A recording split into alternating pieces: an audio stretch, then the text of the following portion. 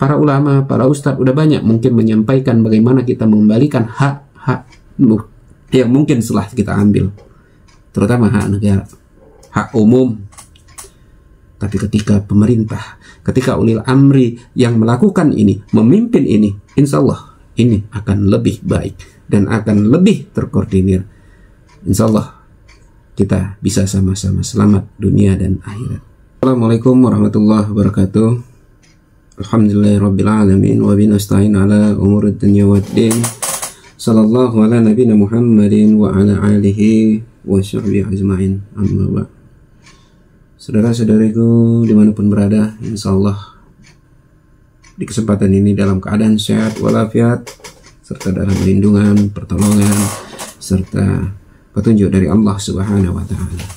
Di kesempatan ini kita masih lanjut berbicara tentang topik korupsi dalam rangka bagaimana kita bisa membangun Indonesia, melunasi hutang negara, dan meningkatkan kesejahteraan rakyat melalui pemutihan korupsi yang terjadi yang telah lewat. Sedangkan yang akan datang, saat ini akan datang, itu dilakukan hukuman yang tegas. Dan Pak Presiden Prabowo kemarin sudah sempat menyatakan hal ini. Ada keinginan beliau bagaimana menyelesaikan korupsi ini. Dan ini tentu kita sambut baik, terutama kita sebagai umat Islam, bagaimana korupsi ini tidak hanya pertanggungjawaban kita ketika di dunia, tapi juga di akhirat. Bisa jadi ketika di dunia kita selamat dari hukuman, bisa juga di bawah nilai daripada nilai hukuman yang ada di dunia, tapi di akhirat itu akan kita pertanggungjawabkan. Karena kita akan membawa kemaksiatan di dunia itu sebagaimana kemaksiatan itu nanti akan kita bawa di akhirat. Ada di akhirat, ada di kantor nanti. Setidaknya ada dua tempat itu. Terlebih ketika di alam kubur, di alam barzah, itu juga akan kita alami. Dan pada kesempatan ini kita coba melihat dari salah satu, yaitu hal gratifikasi ataupun hadiah ataupun pemberian hadiah lah kita katakan. Kita coba lihat dulu pada zaman Nabi SAW, karena pemberian hadiah gratifikasi ini sudah terjadi sejak zaman Nabi SAW itu sudah ada, dan ini bisa jadi menjadi contoh bagi kita pada saat ini. Di dalam Sahih Al-Bukhari di nomor hadis 2407 disebutkan dari riwayatnya Abu Humaid Asy-Sya'iri radhiyallahu anhu, beliau berkata, Nabi SAW mempekerjakan seorang laki-laki dari suku Al-Adi yang dijuluki Ibnu Al-Udbiyah sebagai petugas pajak. Petugas zakat. Ketika datang hari tugasnya, ia berkata, ini untuk kalian sebagai zakat dan ini dihadiahkan untukku. Lalu Nabi SAW berkata, biarkanlah dia tinggal di rumah ayahnya atau di rumah ibunya, lalu dia lihat apakah benar itu dihadiahkan untuknya atau tidak.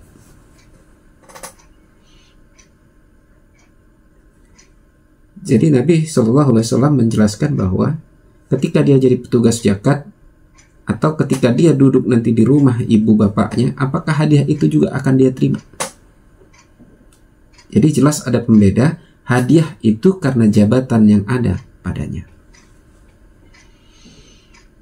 Dan dalam hadis ini Nabi SAW menyambung, dan demi zat yang jiwaku ada di tangannya, tidak seorang pun mengambil sesuatu dari zakat kecuali dia akan datang pada hari kiamat dengan dipikulnya pada lehernya berupa unta yang berteriak, atau sapi yang melepuh, ataupun kambing yang mengembik.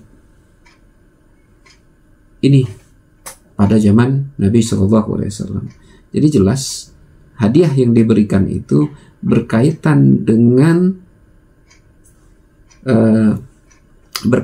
jabatannya. Tidak menyebutkan nilainya itu berapa. Dan pada zaman Khalifah, ini ada di buku.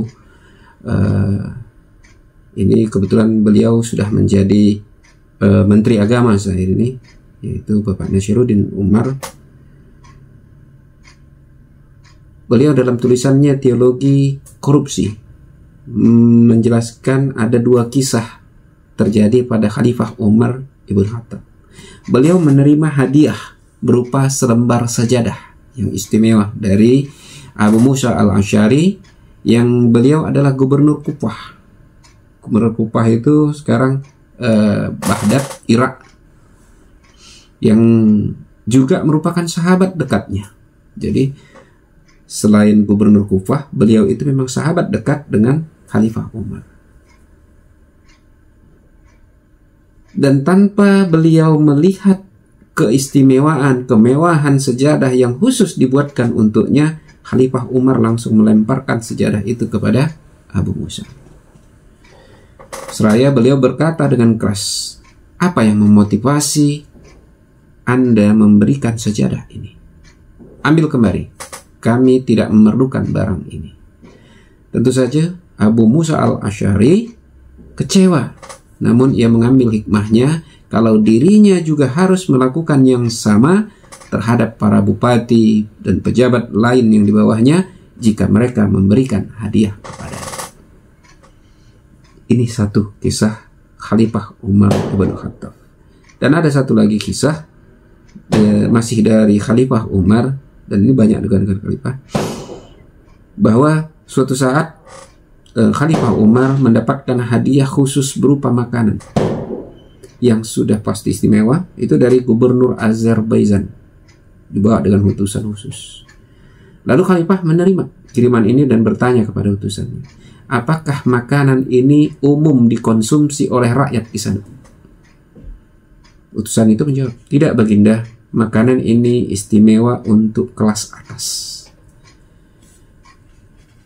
Mendengar keterangan ini, lalu Khalifah Umar menanyakan kepada utusan itu, mana untamu? Lalu Umar meletakkan kembali pemberian itu ke pelana unta dan bawa kembali makanan ini kepada tuanmu, sampaikan pesan saya. Takutlah kepada Allah dan kenyangkan dulu rakyatnya dengan makanan yang biasa dia makan, baru memberi hadiah kepada orang lain.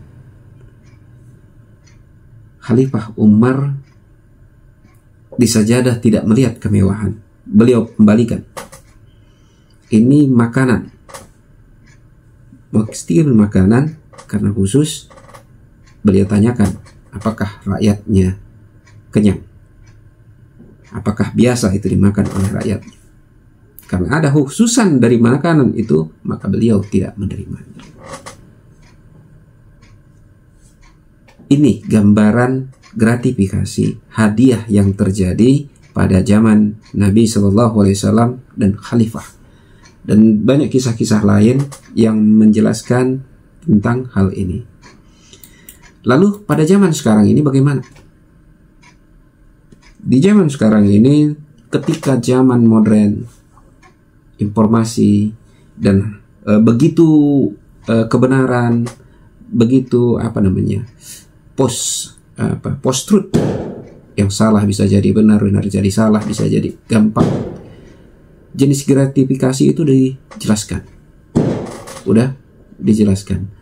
Bahkan di dalam aturan sendiri itu juga sudah disebutkan di Undang-Undang Nomor 20 Tahun 2001. Jadi ada batasan di situ. Apa aja yang bisa dimasukkan dalam kategori gratifikasi. Namun ada hal-hal yang dikecualikan, seperti pembelian dalam keluarga, keuntungan bunga, macam sebagainya, termasuk jumlah nilainya, itu juga dipersyaratkan. Kalau dia rekan kerja bisa sambut, tidak boleh lebih 300.000. Kalau sesama rekan kerja itu nilainya tidak boleh di bawah 200.000 dan lain sebagainya.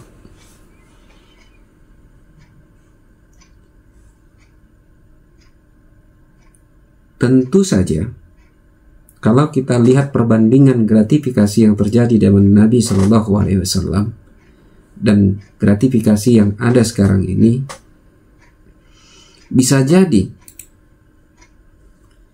banyak keputusan dari para pemimpin, para pengambil keputusan yang terpengaruh oleh karena adanya hadiah-hadiah. Nilainya bisa jadi kecil, tapi itu bisa jadi mempengaruhi ketika waktu pemberiannya pas. Bisa jadi belum masuk kriteria nilai nominal batasannya. Bisa jadi tidak terlapor, lebih tapi tidak terlapor, tidak terdeteksi. Secara hukum di dunia kita nggak kena. Secara hukum kita tidak kena di dunia, tidak terkena. Tapi secara agama kita kena, dan ini akan kita pertanggungjawabkan ketika nanti di akhirat. Nabi SAW menyebutkan orang akan membawa maksiatnya tadi itu ke dalam di akhirat nanti. Kita akan membopong kuda, kita akan membopong unta itu, sapi, kambing, apapun yang lain sebagainya. Bahkan ada salah ustadz kita yang menyebutkan bahwa bisa jadi itu sesuai dengan apa yang kita maksiatkan sekarang ini. Gratifikasinya berkaitan dengan mobil, ya maka mobil yang akan kita bopong ketika nanti di akhirat. Dan ini juga akan terjadi di kantor, di mana semua ini akan diperhitungkan, akan ditimbang sesuai dengan maksiat yang kita lakukan. Oleh karena itu, kami secara pribadi menyambut baik apa yang disampaikan Bapak Presiden, Bapak Prabowo, yang ingin memaafkan, menyelesaikan kasus korupsi ini. Namun, dari kami memberikan catatan, maaf, itu bukan hanya mereka yang sudah terponis, mereka yang sedang dalam tahap pengadilan, tapi semua kepada kita seluruh rakyat Indonesia yang memiliki, yang merasa mempunyai hutang terhadap negara atau hak negara yang pernah kita ambil, termasuk dalam hal ini gratifikasi. Karena korupsi banyak hal, termasuk keluar dari jam kerja, ataupun kita menerima hadiah bansos, padahal kita tidak termasuk orang yang berhak untuk menerima bansos. Ini termasuk kita mengambil dari hak negara yang seharusnya untuk orang yang tepat. Secara agama kita kena. Dan jika Pak Presiden mau menjadi ulil amri umat ini, bisa dengan membentuk Baitul Mal, kas tersendiri, agar kita umat ataupun masyarakat Indonesia yang ingin mengembalikan hak negara yang pernah kita ambil, meskipun itu hanya sebuah jarum, sepotong benang, maka kembalikan kepada negara melalui Baitul Mal atau kas negara.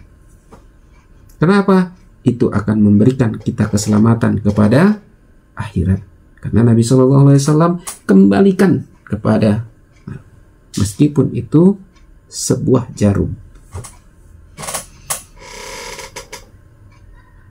Makanya kita tentu merasa senang kemarin muncul itu, walaupun kemudian direvisi. Tapi mudah-mudahan ini akan mendapatkan formulanya. Terutama kita para umat Islam, tentu ini butuh dukungan kita. Bagaimana pemimpin kita bisa memimpin kita untuk menuju keselamatan dunia dan akhirat.